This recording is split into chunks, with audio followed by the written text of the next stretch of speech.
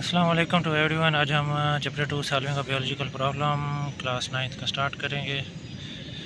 और सबसे पहले हम देखते हैं कि science is a systematised knowledge और drive from the observation experience. Science जो सी एक सिस्टमाइज्ड नॉलेज है जो कि किसी की ऑब्जर्व करने चीज़ से और एक्सपेरिमेंट से ही की जाती है। These experiments are carried out to determine the principle about nature operates, उन प्रिंसिपल्स को फाइंड आउट करना जिन पे नेचर ऑपरेट करती है।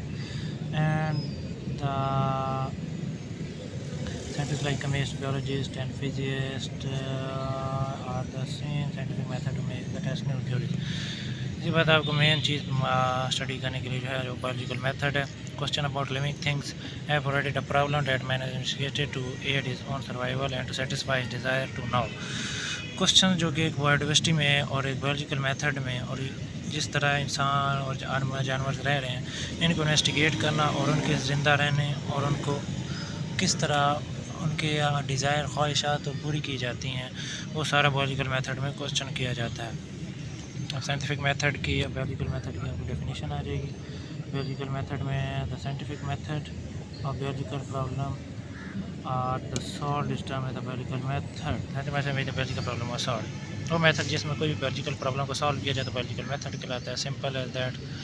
और इसके बाद it coverage the step of biologist adopt in order to solve a biological. इसमें वो स्टेप्स होते हैं जो बायोलॉजिस्ट अडॉप्ट करता है कि in order to solve the biological problem. Biological method has play important role in scientific रिलो या एक्स्ट्रा इन्फॉर्मेशन है। मेन चीज़ आपकी biological problem hypothesis, deduction and experimentation और डिडक्शन हाइपोथेसिस है।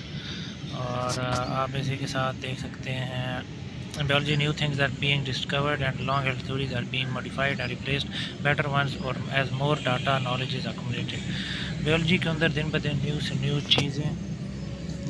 चीज़ें डिस्कवर होती हैं और long held theories are modified, जो कि बहुत पुरानी थ्योरी होती है उन्हें मॉडिफाई करके और एक नया नॉलेज का अकोमोडेशन भी बनाया दिया जाता है। This happen when biology recognize, ये तब होता है जब एक बायोलॉजिस्ट बायोलॉजिकल प्रॉब्लम आता है और उसे एक सोल्यूशन बनाते हैं। आपको मेन इन चीज़ों की जो मेन इसमें पॉइंट्स आ जाते हैं बायोलॉजिकल प्रॉब्लम्स के स्टेप्स कौन से होने चाहिए। Recognition of biological problem, observation of biological problem, then hypothesis, deduction और experimentation, summarization of result and reporting the result.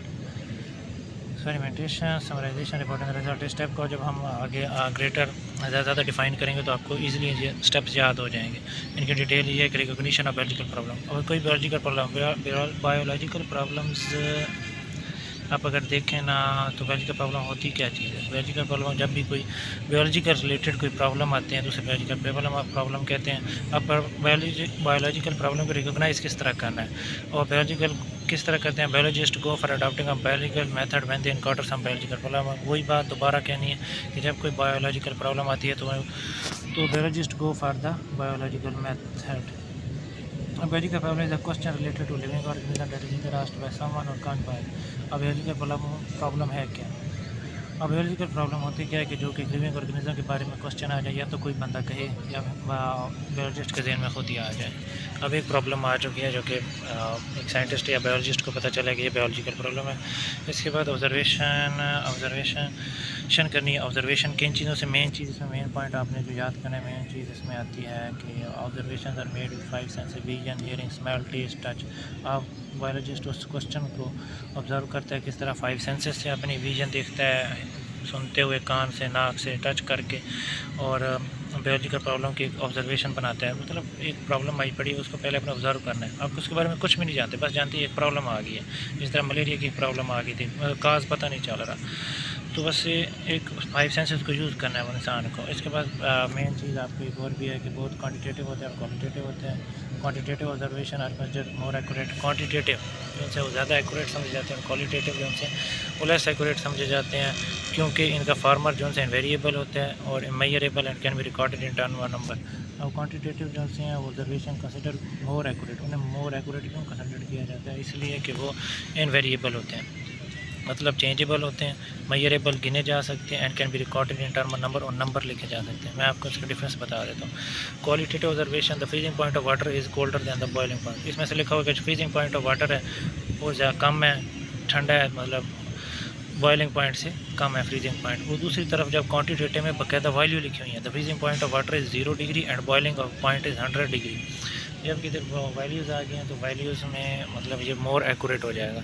Values इस तरह आ गई कि मतलब इसमें क्लियर कट पता चल रहा है कि कितना है, 0 डिग्री है और बॉइलिंग वाटर 1000 डिग्री। इस तरह litre of alcohol is heavy होता है, लीटर ऑफ अल्कोहल।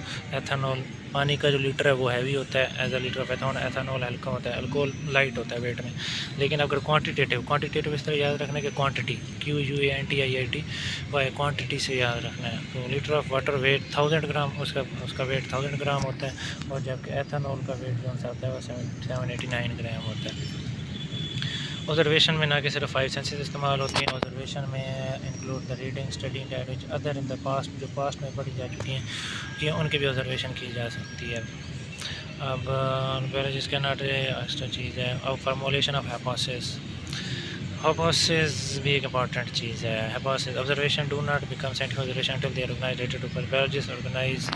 इसमें मेन चीज़ ये है कि बायोलॉजिस्ट ऑर्गेनाइज करते हैं observation to data form and contest a statement that में prove the answer by biological problem understanding this tentative explanation observation is called hypothesis. इसमें मेन जो डेफिनेशन है बस tentative explanation of observation is called the hypothesis. और tentative explanation है जो observation, आपने observation कर ली, 5 सेंसेस इस्तेमाल की, प्रीवियस नॉलेज देखा यार ये होती क्या चीज़ है। इसके बाद आपने एक हाइपोथेसिस एक स्टेटमेंट बना लेनी है to construct a statement that may prove to be answer by logical. एक स्टेटमेंट बना लेनी है जिसका मतलब आंसर देना पड़े। अब मैं आपको बताऊंगा इसके फीचर्स कौन से होने चाहिए। एक जनरल स्टेटमेंट होनी चाहिए, नॉर्मल स्टेटमेंट, इतनी मुश्किल ना हो क्योंकि एक चीज़ आपको बिल्कुल नहीं पता, उसके बाद आपको जनरल स्टेटमेंट होनी चाहिए।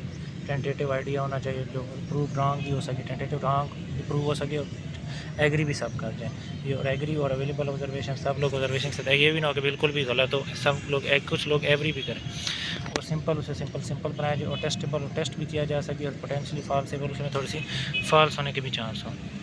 इन other word there should be to show और the hypothesis is false disprove, अगर वह भी होनी चाहिए कि हाइपोथेसिस फॉल्स है या डिसप्रूव हो सकता है। ये मेन चीज़ क्रिएटिव थिंकिंग और केयरफुल होता है फॉर्मुलेशन ऑफ हाइपोथेसिस। डिडक्शन में उसी हाइपोथेसिस, अपने हाइपोथेसिस एक बना लिया कि मलेरिया प्लाज्मोडियम की वजह से होता है। तो अब अगर डिडक्शन में एक मेन चीज़ आ जाती है, डिडक्शन में आपने draw deduction from the hypothesis deduction करनी है। हाइपोथेसिस टेकन एज ट्रू, इसमें हाइपोथेसिस पहले तो हाइपोथेसिस ट्रू ले लेंगे ना, क्योंकि हाइपोथेसिस एक टेंटेटिव है जो कि ट्रू और फॉल्स दोनों हो सकती है। तो हाइपोथेसिस ट्रू लेंगे तभी आगे चलेंगे ना। तो आपने एक हद तक मतलब कहने का हाइपोथेसिस ट्रू है, अब उसके बाद उसकी डिडक्शन कर लेनी है। डिडक्शन में इफ़ देन लॉजिक आ जाती है, इफ़ देन लॉजिक।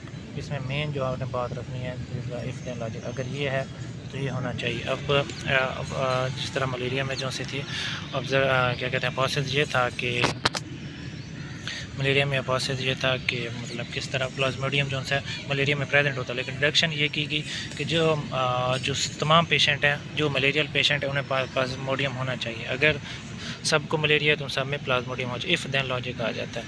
अब आप एक बस पॉइंट बन गए कि अगर सबके पास प्लाज्मोडियम है तो सबको मलेरिया भी होना चाहिए। तो अब एक्सपेरिमेंटेशन करनी है, मेन पॉइंट एक्सपेरिमेंटेशन आएगी। अब आप लोग एक्सपेरिमेंट करके कंफर्म होगा कि वाकई सब में जो मलेरियल के पेशेंट उन्हें प्लाज्मोडियम है या नहीं। उसके लिए एक ही तरीके का एक्सपेरिमेंट करें। द बेसिक स्टेप है बायोलॉजिकल मेथड ऑफ ऑब्जर्वेशन है। Paper biologist perform experiment to hypothesis, main hypothesis को रॉन्ग और ट्रू करने का मेन सारा रोला, सारी चीज़ें हाइपोथेसिस की, हाइपोथेसिस की ट्रू और रॉन्ग प्रूव करना है। जो डिडक्शन ड्रॉन हुई है उसे सब्जेक्ट बना लेना है। उसके बाद एक्सपेरिमेंटेशन बायोलॉजी एक्सपेरिमेंट करने के लिए करेक्ट है या नहीं है।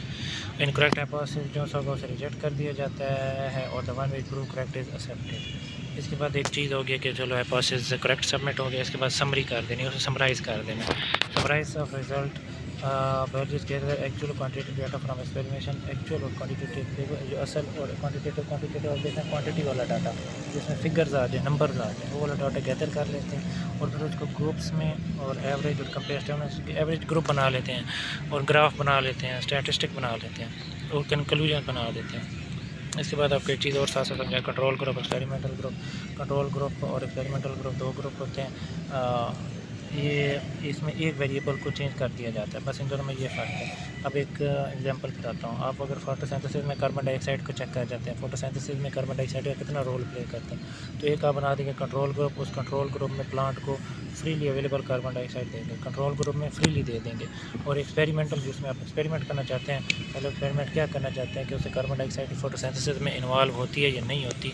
तो एक्सपेरिमेंटल ग्रुप में आप plant with no carbon dioxide available, जिसमें उसे कार्बन डाइऑक्साइड नहीं देंगे, एक ग्रुप में से फ्रीली अवेलेबल कर देंगे कंट्रोल ग्रुप, और एक में से नहीं देंगे।